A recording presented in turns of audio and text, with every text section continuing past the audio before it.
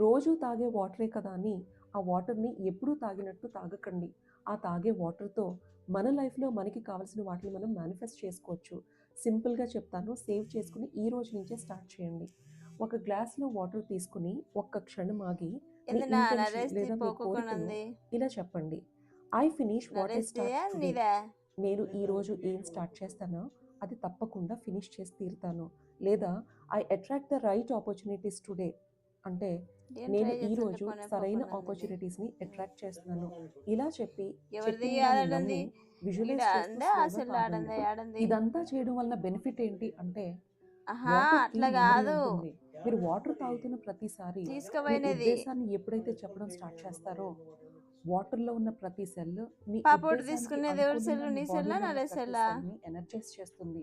మీ manifestation పవర్‌ని multiply చేస్తుంది. మీరు ఉద్దేశించింది నిజమయ్యేలా ప్రోత్సహిస్తుంది.